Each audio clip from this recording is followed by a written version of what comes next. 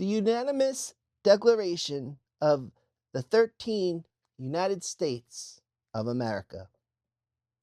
When in the course of human events it becomes necessary for one people to dissolve the political bands which have connected them with another, and to assume among the powers of the earth the separate and equal station to which the laws of nature and of nature's God entitle them, a decent respect to the opinions of mankind requires that they should declare the causes which impel them to the separation.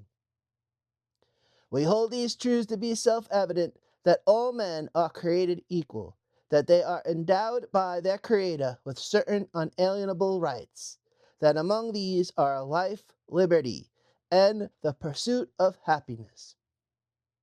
That to secure these rights, governments are instituted among men, deriving their just powers from the consent of the governed.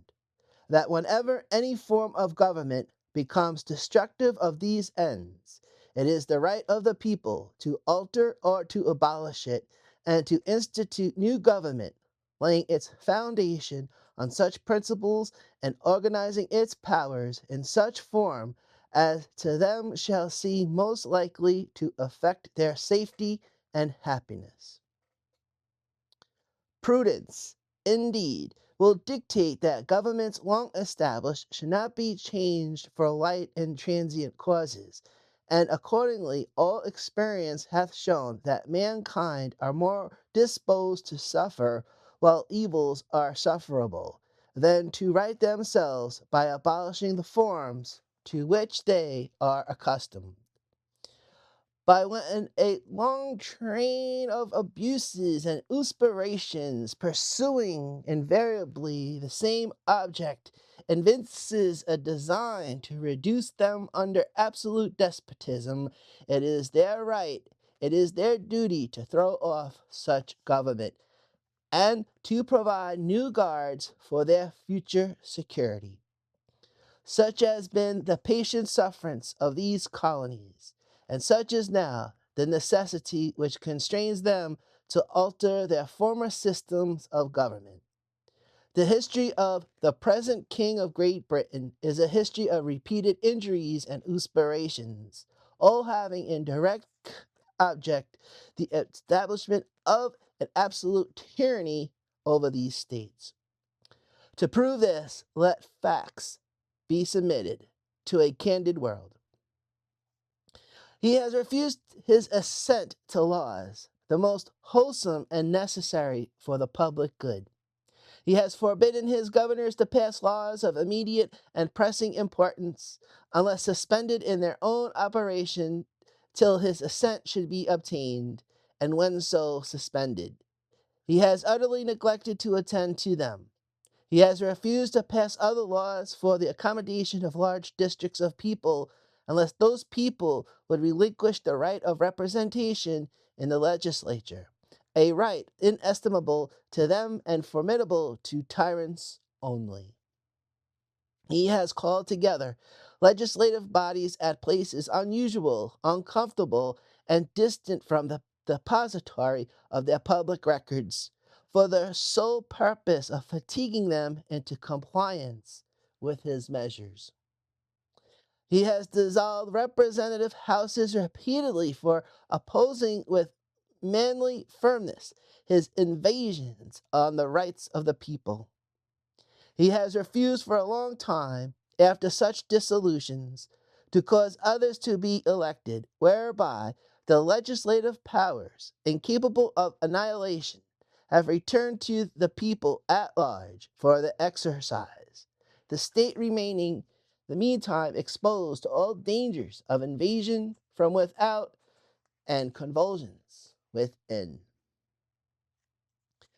He has endeavored to prevent the population of these states for that purpose, obstructing the laws of naturalization of foreigners, refusing to pass others to encourage their migration hither, and raising the conditions of new appropriations of lands. He has obstructed the administration of justice by refusing his assent to laws for establishing judiciary powers.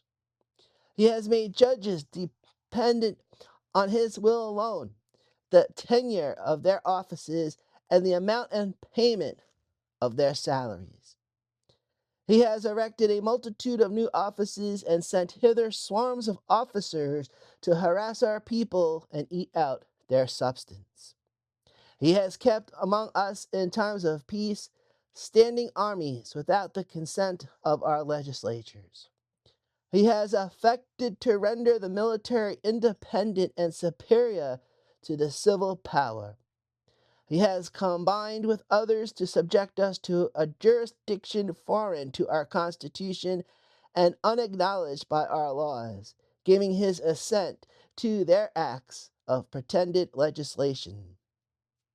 For quartering large bodies of armed troops among us, for protecting them by a mock trial from punishment for any murders which they should commit on the inhabitants of these states, for cutting off our trade with all parts of the world, for imposing taxes on us without our consent, for depriving us, in many cases, of the benefits of trial by jury, for transporting us beyond seas to be tried for pretended offenses, for abolishing the free system of English laws in a neighboring province, establishing therein an arbitrary government, and enlarging its boundaries so as to render it at once an example and fit instrument for introducing the same absolute rule into these colonies, for taking away our charters, abolishing our most valuable laws,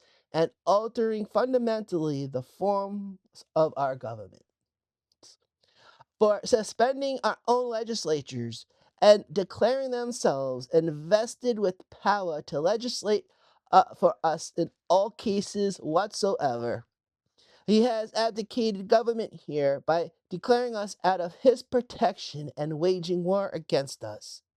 He has plundered our seas, ravaged our coasts, burnt our towns, and destroyed the lives of our people. He is at this time transporting armies of foreign mercenaries to complete the works of death, desolation, and tyranny already begun with circumstances of cruelty and perfidy scarcely paralleled in the most barbarous ages and totally unworthy of the head of a civilized nation. He has constrained our fellow citizens, taken captive on the high seas to bear arms against their country, to become the executioners of their friends and brethren, or to fool themselves by their hands. He has excited domestic insurrections among us, and he has endeavored to bring us, the inhabitants of our frontiers, the merciless Indian savages, whose known rule of warfare is an undistinguished destruction of all ages, sexes, and conditions. In every stage of these oppressions, we have petitioned for redress in the most humble terms. Our repeated petitions have answered only by repeated injury. A prince whose charter is thus marked by every act which may define a tyrant is unfit to be the ruler of a free people. Nor have we been wanting the inattention to our British brethren. We have warned them from time to time of attempts by their legislature to extend an unwarrantable jurisdiction over us. We have reminded them of the circumstances of our immigration and settlement here. We have appealed to their native justice and magnanimity, and we have conjured them by the ties of our common kindred to disavow these usurpations which have inevitably interrupt our connections and correspondence. They too have been deaf to the voice of justice and consensuality. We must therefore acquiesce in the necessity which denounces our separation, and hold them, as we hold the rest of mankind, enemies in war, and peace friends.